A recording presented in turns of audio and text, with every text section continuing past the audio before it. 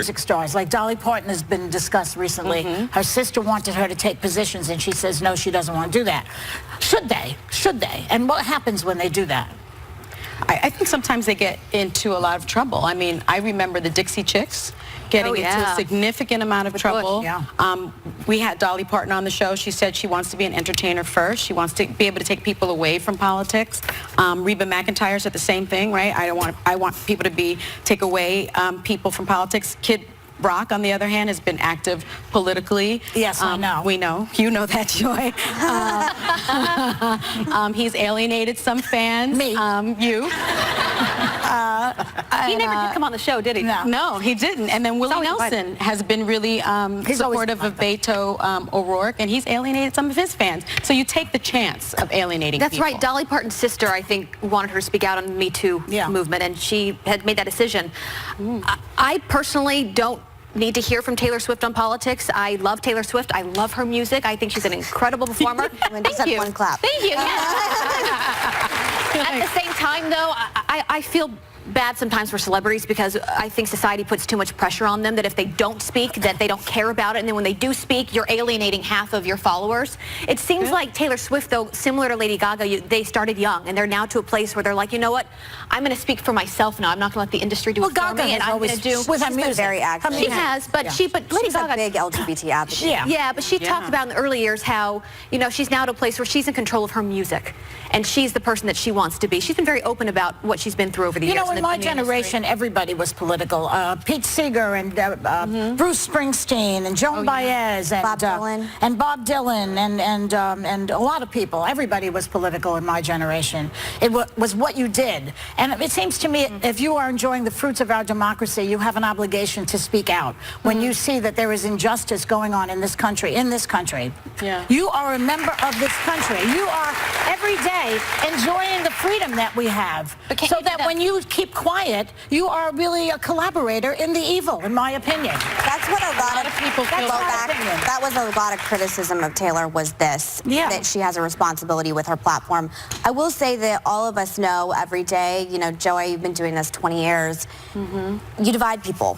There are places and spaces you and I and all of us will go into that we are unwelcome for what we say. And I think there are some people, we all bond on that. And I think there are some people that maybe just don't want to subject themselves to it. I couldn't even imagine not being political and not using my voice. And I think she took a longer time, but I think some women aren't like the women of The View, and it's okay for me. Sometimes I don't want to be like the women on The View. But you know what I would say? You know what I'd say to you, Joy, though, is even just because they're not speaking out publicly doesn't mean they're not doing their duty privately. You mean they talk in the mirror? Who cares? No, it means that they can go and they can vote for things they're passionate about. Oh, yeah, so it means that they can handle things in their own way. She's got 114, what did I say, 114 million followers. Come on. That could be such a powerful platform. Powerful position. Yeah. And I don't think she should feel pressured to do it, though, because I think she did. But when you try to protect your pocketbook at the expense of your ethics, I don't find that an admirable quality. Yeah.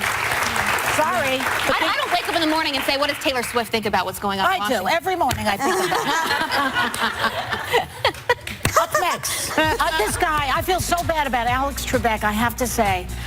He made a brave announcement, this poor guy. It's so upsetting, but we're going to talk about him when we come back. Yeah, a little bit.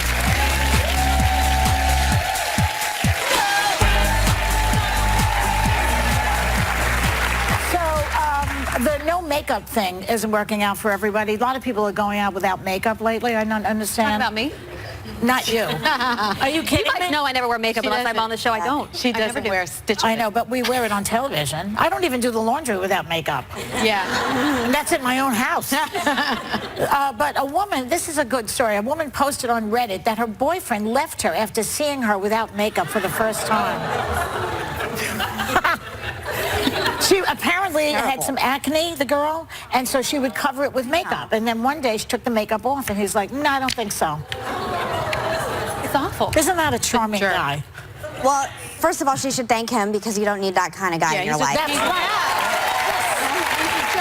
And second of all, I thought, you know, I mean, I have horrible acne, and I struggle with it. Oh yeah, I struggle with it all the time. I get really bad cystic acne, especially when I'm stressed out, and I somehow found a man to marry me. I know, miraculous. So it's not going to be the end of the world. And just what a jackass. He's a jerk. I mean, I like to go to bed with a little something on. I like to look cute, you know, at all times. But man, he's seen me at my worst.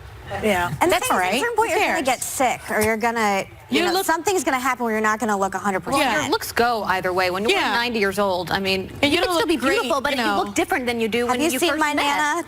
Although she is gorgeous. Yeah, she's 107. Yeah, she does. He really did. He did her a favor. Yeah. He really did her a favor. But the good news about getting older is that everybody kind of loses their eyesight a little bit. You know what I mean? Your eyes go. Not that you're blind, but you know, my husband, he can't see without his glasses. But that's when I show up naked and without makeup. This is a real problem, though, in social dating sites now, because you can post whatever photos you want, and you can edit them with the Kardashian app, with the small waist and the big butt, and then you meet someone for drinks. You're like, this is not the same person that I saw online. What do? You know, you really need to, I think, fully love that person with makeup, without makeup. I agree. You know, you don't see it after a while. After a while, the person just gets, you know, is who he is. But, you know, I was talking about Alex Trebek, so let's talk about him for a minute, because the beloved host of Jeopardy, Alex Trebek, surprised a lot of people yesterday when he shared this with viewers. Take a look. This week, I was diagnosed with stage 4 pancreatic cancer. Now, normally, the prognosis for this is not very encouraging, but I'm going to fight this, and I'm going to keep working, and with the love and support of my family and friends, and with the help of your prayers also, I plan to beat the low survival rate statistics for this disease. Truth told, I have to, because under the terms of my contract, I have to host Jeopardy for 3 more years. Bravo to him.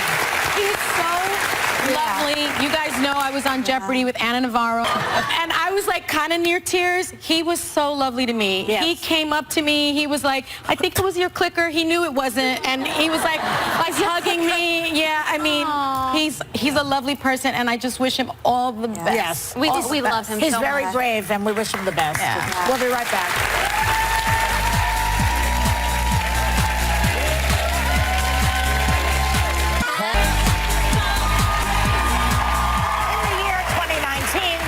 Stronger and more powerful than ever. And in their new movie, Captain Marvel, Brie Larson and Annette are showing off some of that power by saving the entire universe. No biggie. Please welcome the fabulous Brie Larson and Annette Bening.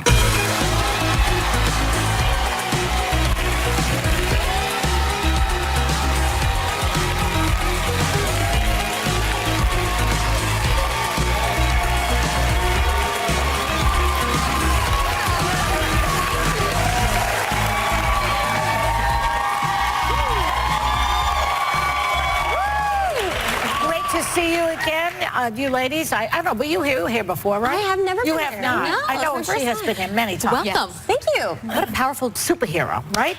And there she is. I mean, it's really a big deal. I just want to read this because of the premiere fans were dressed up as the character.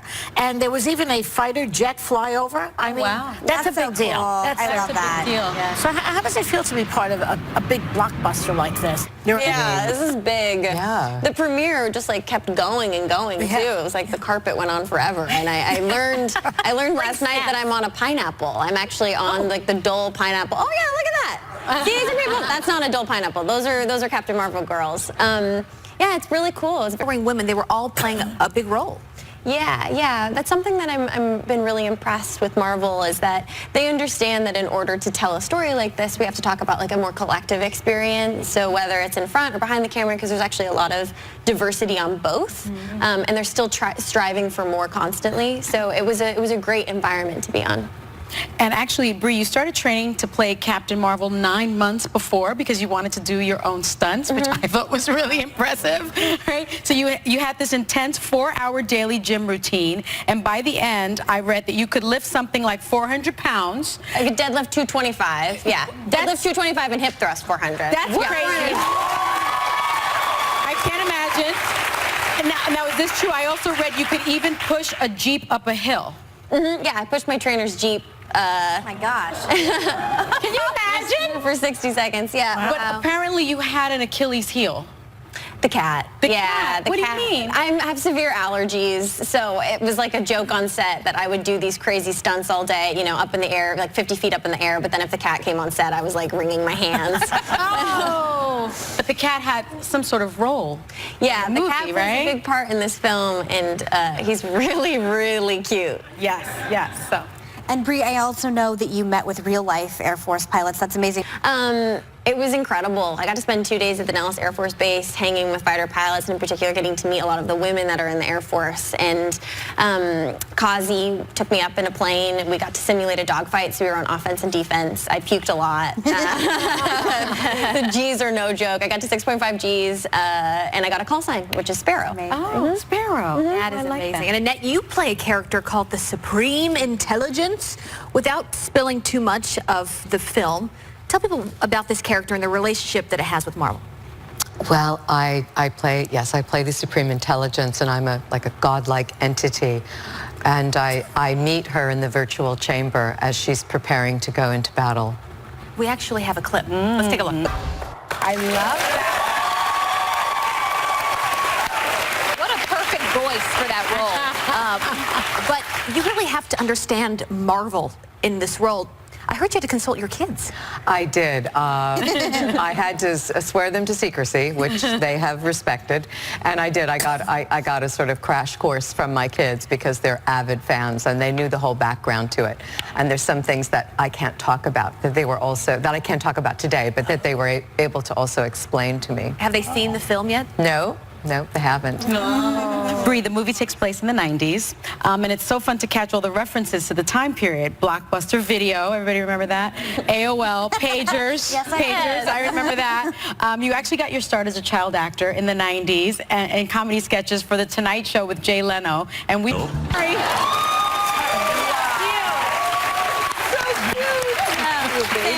person. What do you think when you see something like that? Well, I remember shooting that because I got a dressing room and they put my name on the door and it was like in a star, and I remember feeling like I had totally made it. That was like, I mean, it's an easy bake oven, you know, roadkill easy bake oven. Yeah, great product. Yeah, you know, Annette, you have had so many incredible movies from the time period in which this new movie is set. American Beauty, The Grifters, The American President, goes on and on. Do you have a favorite film from that time period?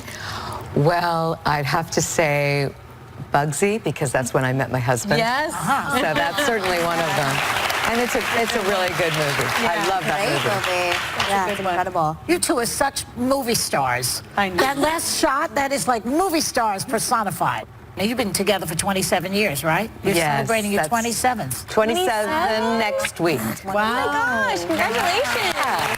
That was the secret. What's the secret? Yeah. Of being married to Warren Beatty.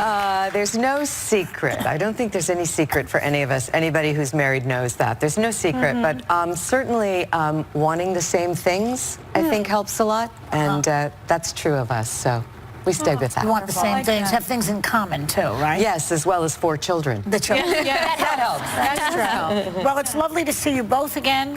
Thanks to Brie Larson and Annette Bening. Captain Marvel will be in theaters and IMAX tomorrow. IMAX. We'll be right back.